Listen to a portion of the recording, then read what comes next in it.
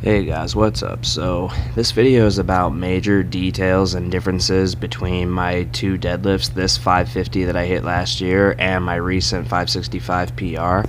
As I've come into powerlifting seriously, I've come to find how many things drain energy, even small things. So, that's what this is. You can see I'm shaking my head, but that's because in my mind I was just so razor focused, and prior to this 545 went up pretty damn easily, so I'm thinking this is what my strength coach and I set, in hindsight for me to hit. So I wasn't supposed to hit it this soon, but this setup has changed dramatically. Here I am, I still do this, measuring to make sure that my legs are outside the power rings, and then there's this strange hip hinge that I do right here. I used to do it to make sure that my flexibility was on point, so I got maximum pull to make sure that my glutes were down to the floor and just, not way too far up in the air. And then go for the pull itself. Yes, I was very proud of this pull, absolutely, but the funny thing is if you play the actual video, it doesn't move in much different speed, and I could barely hold the lockout because it was just so much weight. But that's not how the new PR looks, and the new PR, I would argue, actually goes up faster and smoother than this one, because I've come up with quite a few energy saving ideas, so I think that I'm coming into my own and just progressing in a much better way.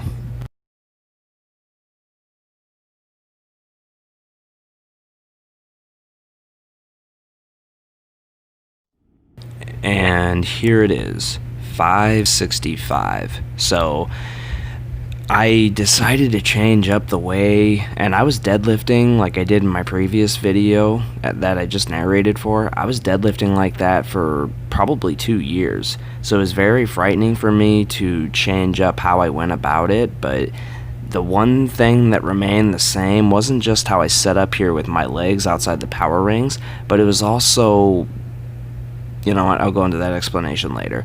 But right here, it's no different. I set up with the power rings, and I generally don't deadlift in a tank top because I kind of feel like that screws with me, so that was kind of surprising. But I was lazy and forgot to bring another shirt. But yep, sizing up my leg position, and well, here it is. No hip hinge. Why is this? Like I said, I felt like I was expending too much energy.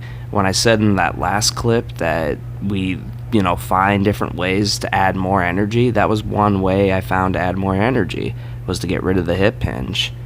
I'm plenty flexible enough, I shouldn't have to worry about that. So here I go for the pull, and like usual, it takes a second for it to leave the platform, but once I get it up to the knees, guys, that's it, game over. Like, I'm locking out, no problem. I've never had lockout issues ever.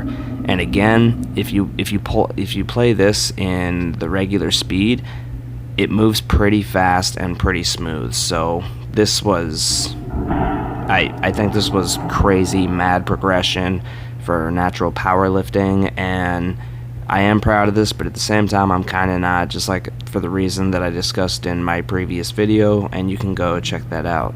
Thanks a lot, guys. Hope that helps. Some of those major differences and similarities, number one, both days have this in common. I did not get emotionally worked up because sometimes I let things get the best of me, and, it makes me tired, like on the spot. It doesn't matter if I ate enough. If I get angry enough, it makes me crash. It's like drinking one of those stupid rock stars. But yeah, uh, that's one important thing, because I read years ago that stress, can get the best of you, and it can absolutely affect your hormone balance. So that's one thing you guys need to watch out for, is not getting too emotional, when you've got a big training day ahead of you. So that way it can go as smooth as possible. And another thing, like I said, these small little things that we do to look for more energy, and it just a more efficient lift in general. Like, for example, when you set the rack at a certain height on the squat rack, so that way you can unrack it as little as possible. Like, I used to unrack it from such a height that it was a practical half rep, but now I unrack it, and it still kind of nicks the side because it's so high up. But that's how it works the best. That's how squatting has, become such a good lift for me recently.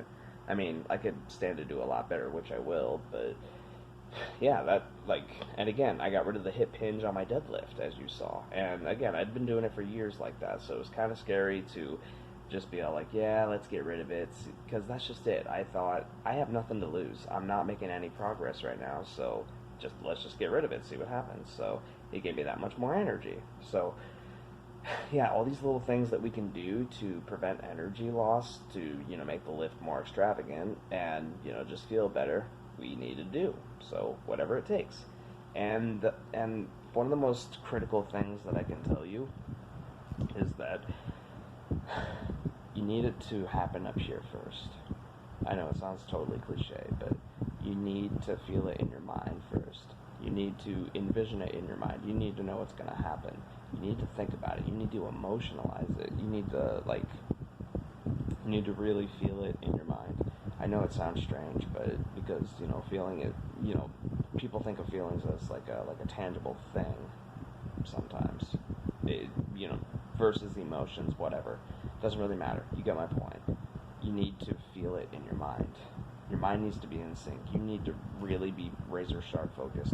I'm usually so focused that if someone taps me on the shoulder when I go for a PR, like that's it, game over. I'm that sad. But yeah, guys, that is what has worked for me. Let me know if it works for you. Try it, apply these tips, and see what happens. Again, I'm not the best. I'm nowhere near an elite, and I'm never gonna be, which is fine by me. I'm just trying to be the best version of myself that I can be for myself. I compete exclusively for fun, even though it's cost me an arm and a leg to do so. But yeah, seriously, try these tips out. Hopefully they'll help, and they will take time, so don't mistake in that. They will take time, but I guarantee you it's totally worth it. Just, do what I did and get rid of the ego. Thanks, guys. And shout out to my brother who suggested that I make this video, because it did kind of sound intriguing to me in the first place, but he told me to go do it, so go check out his channel. Thanks.